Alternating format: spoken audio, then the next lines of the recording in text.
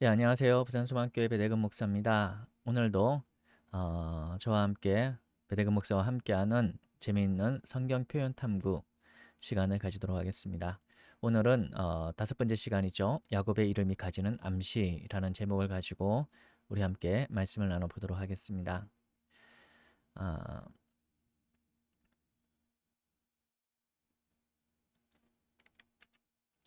자, 야곱이라고 하는 사람에 관해서 먼저 우리가 살펴봐야 될 것 같습니다. 자, 야곱이라고 하는 사람을 우리가 살펴보게 되면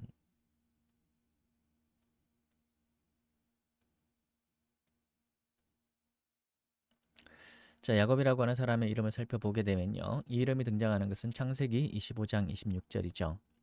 자, 먼저 나온 자는 붉고 전신이 털옷 같아서 이름을 에서라 하였고 후에 나온 아우는 손으로 에서의 발꿈치를 잡았으므로 그 이름을 야곱이라 하였으며 리브가가 그들을 낳을 때 이삭이 60세였더라. 이렇게 말씀을 하고 있습니다.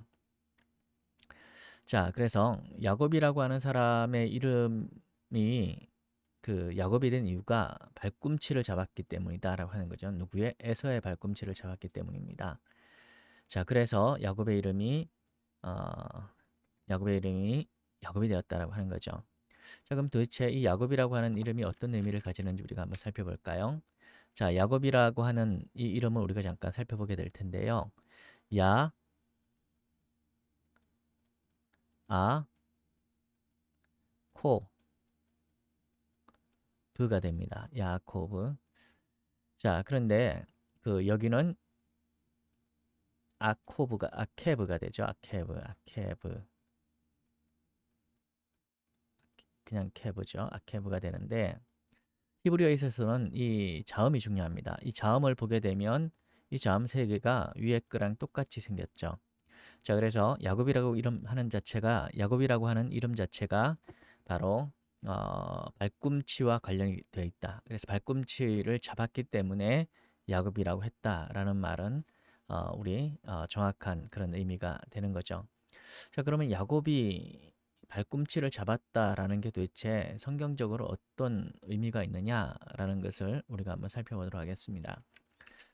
자, 이게 중요한 것은 뭔가 하면요. 이 창세기 3장 15절에 발꿈치라는 말이 처음 등장하는데 이 발꿈치를 잡다라는 말이 굉장히 의미심장해요. 창세기 3장 15절에 보게 되면 이렇게 돼 있죠. 내가 너로 여자와 원수가 되게 하고 내 후손도 여자의 후손과 원수가 되게 하리니 여자의 후손은 내 머리를 상하게 할 것이요 너는 그의 발꿈치를 상하게 할 것이니라 하시고 여기서 우리가 주의 깊게 봐야 되는 것이 그의 발꿈치를 상하게 하다라고 하는 부분이죠. 자, 야곱의 기사랑은 달라요. 그죠? 야곱은 그의 발꿈치를 잡았다라고 하는 표현이죠. 에서의 발꿈치를 잡았다. 여기는 상하게 하다라는 표현이죠. 그런데 이 상하게 하다라는 말이 구체적으로 조금 더 어떤 의미를 가지는지 우리가 살펴볼 필요가 있습니다. 이게 사탄이 하는 역할이거든요. 사탄은 메시아의 발꿈치를 상하게 하는 존재입니다. 그래서 예수님이 예수님의 사역을 제대로 하지 못하도록 그의 길을 방해하는 존재가 아주 결정적으로 치명타를 주는 존재가 바로 사탄이다라는 것을 암시해 주는 것이 창세기 3장 15절이 되겠습니다.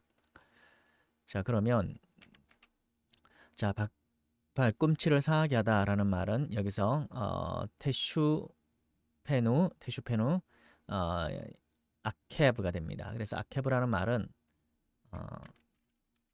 아케브라는 말은 어, 그 그거죠. 발꿈치죠. 어,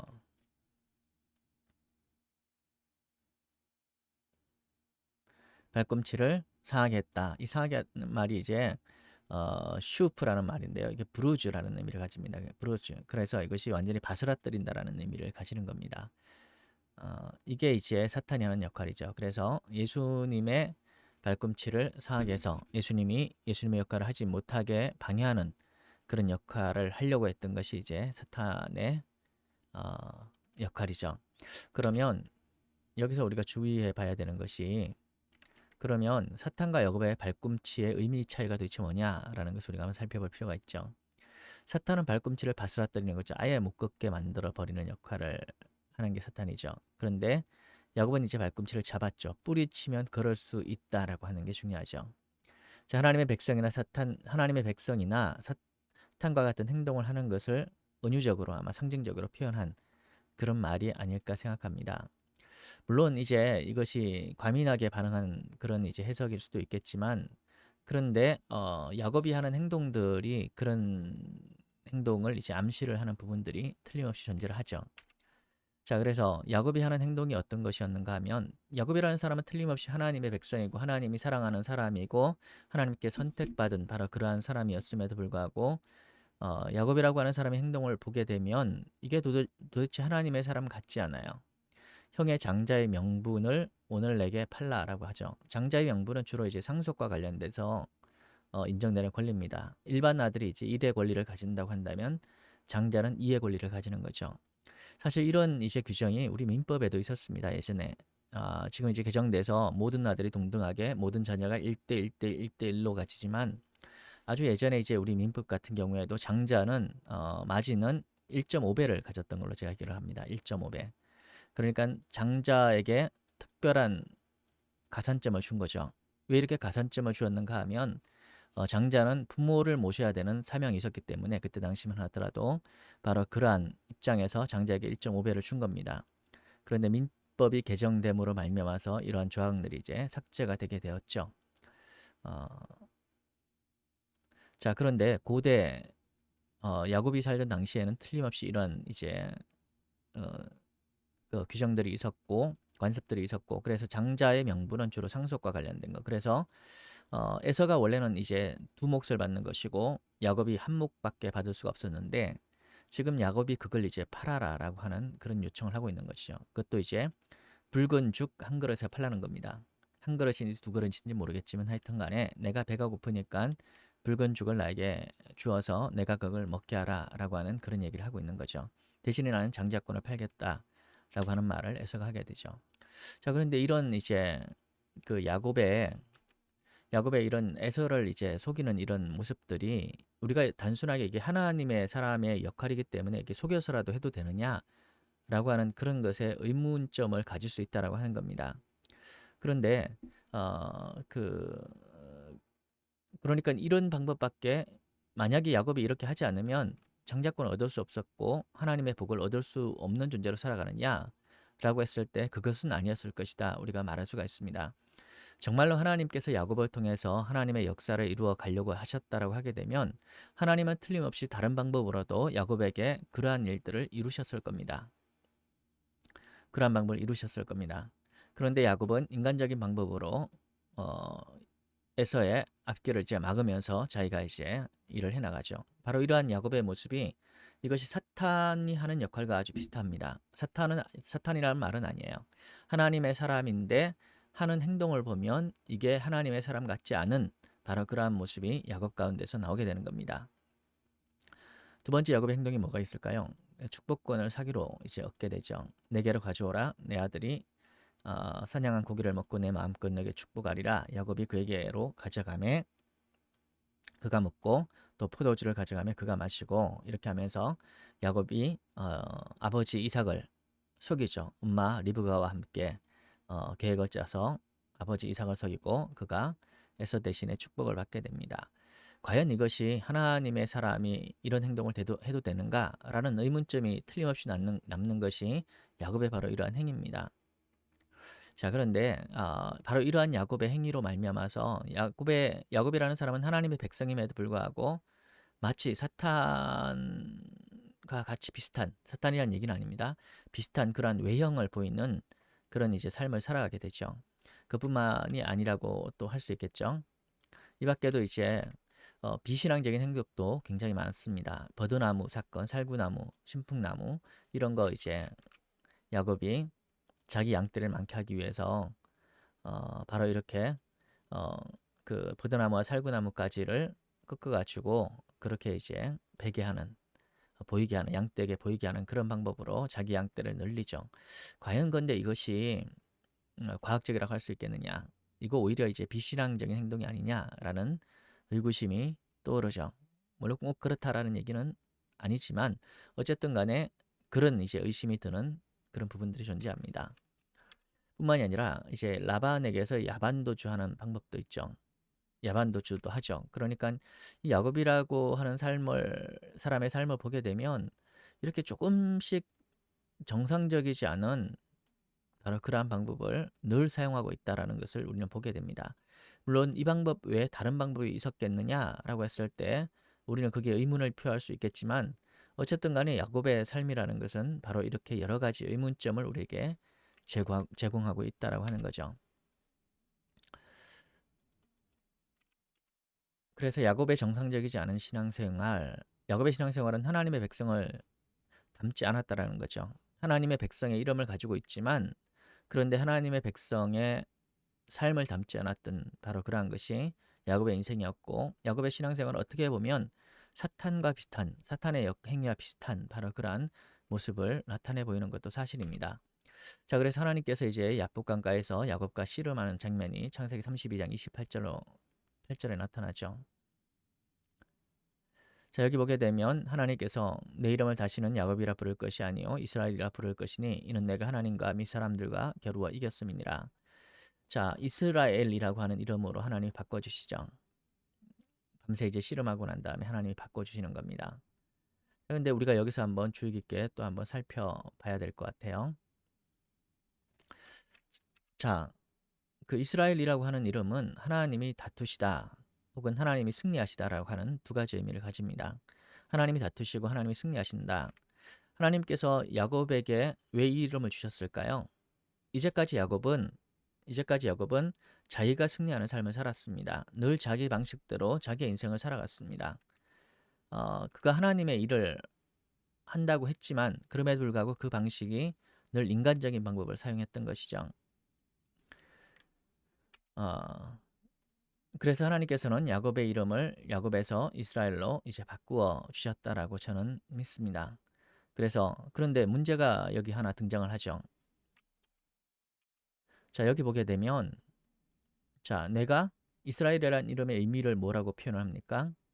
내가 하나님과 및 사람들과 겨루어 이겼음이니라. 자, 내가 하나님과 및 사람들과 겨루어 이겼음이니라. 이스라엘이라고 하는 야곱이라고 하는 사람이 하나님과 씨름해서 그리고 사람들과 씨름해서 이겼다라고 하는 바로 그러한 표현입니다. 자, 하나님이 말씀하시기를 야곱아 네가 이겼다. 씨름에서 그런 의미를 가지는 거죠. 그런데 이스라엘이라는 이름의 의미는 하나님이 이겼다라고 하는 그런 뜻입니다. 하나님이 통치하신다. 하나님이 다스리신다. 하나님이 야곱과 싸웠는데 결국에는 하나님이 승리하셨다라고 하는 그런 의미입니다. 그러니까 성경에 보게 되면 이게 약간 헷갈리는 거죠. 하나님은 틀림없이 하나님과 및 사람들과 겨루어 이겼기 때문에 야곱 네가 이겼다라고 말씀하시는데 실제로 이스라엘이라고 하는 이름은 하나님이 이기셨다라고 하는 그런 의미가 됩니다. 자, 그러면 누가 이긴 겁니까? 하나님이 이기셨습니까? 아니면 야곱이 이기셨습니까? 이겼습니까? 제가 생각하기로는 저는 어떻게 보는가 하면 하나님도 이기시고 야곱도 이기셨다라고 하는 겁니다. 하나님이 져주셨고 야곱이 졌다, 야곱도 졌다라고 하는 겁니다. 자, 그래서 어, 둘 다 이긴 거죠. 왜 둘 다 이겼는가 하면 야곱이 무릎을 꿇었기 때문에 둘 다 이긴 겁니다. 야곱이 하나님 앞에 무릎을 꿇었기 때문에 둘 다 하나님도 이기고 야곱도 이긴 것이죠. 자, 그래서 하나님께서 야곱의 이름을 이스라엘로 바꾸어 주셨다. 그래서 야복강가에서의 야곱의 씨름의 의미는 나의 뜻대로 살아가는 삶에서 하나님의 뜻대로 살아가는 삶으로의 변화를 상징하는 겁니다. 자, 하나님의 뜻이라고 했을 때 이것이 목적뿐만이 아니라 수단까지도 하나님의 방법에 합당해야 된다는 거죠. 야곱의 그 목적은 늘 정당했다라고 볼 수가 있습니다.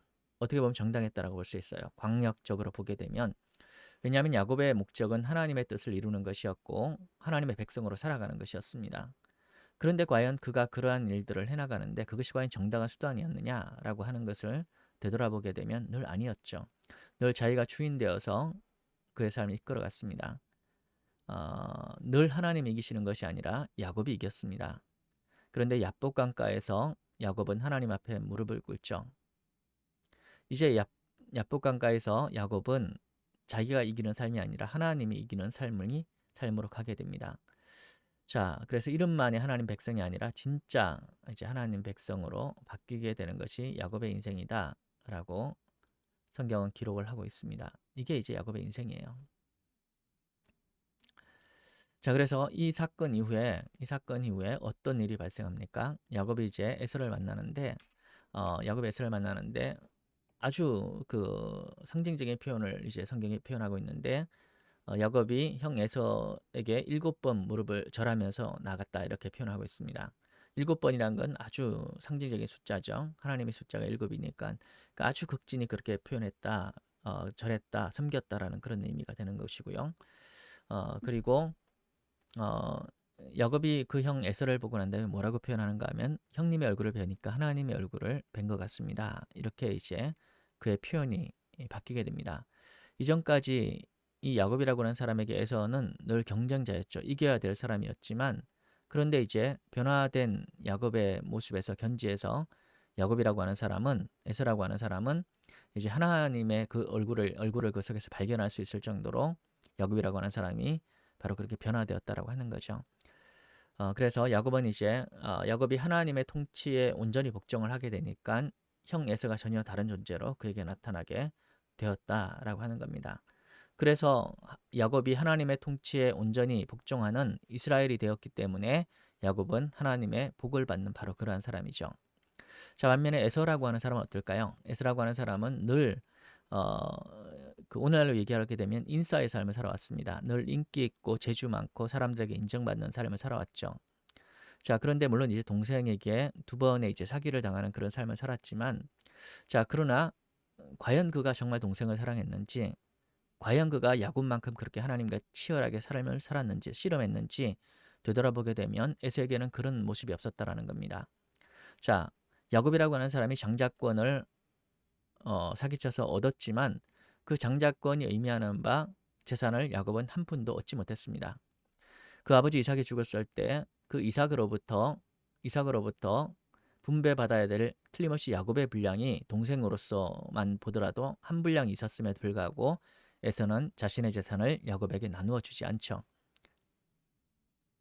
바로 여기에서 애굽과 에서와 야곱의 차이점이 있다라고 생각을 합니다.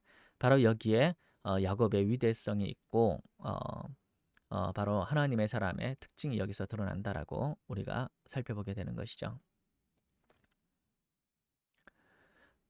그래서 결국에는 야곱이 승리하게 되는 바로 그러한 역사를 우리가 보게 되었습니다.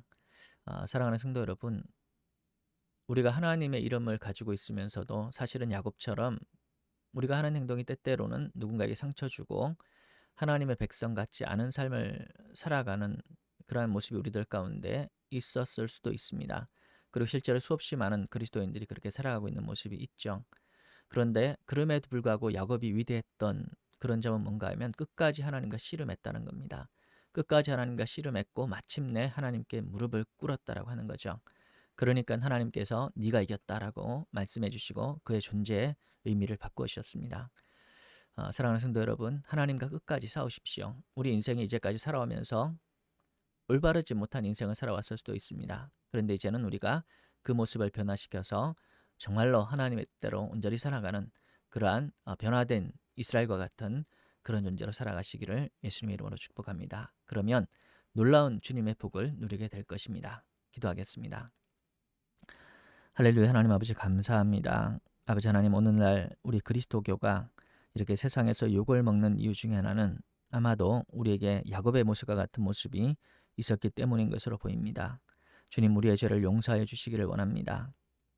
이제는 우리가 말로만 그리스도인이 아니라 진짜 하나님과 예수님께 복종하는, 우리 자신을 쳐서 복종시킬 수 있는, 끝까지 씨름해서 복종시킬 수 있는 그런 이스라엘과 같은 사람이 되어줄 수 있도록 주님 도와주시옵소서. 그래서 다시금 이 땅 가운데 하나님의 나라가 도래할 수 있도록 주님 역사해 주세요. 그렇게 결단하는 모든 성도들 가운데 주의 큰 복으로 더하여 주시옵소서. 예수님 이름으로 감사하며 기도합니다. 아멘. 예, 오늘도 수고하셨습니다.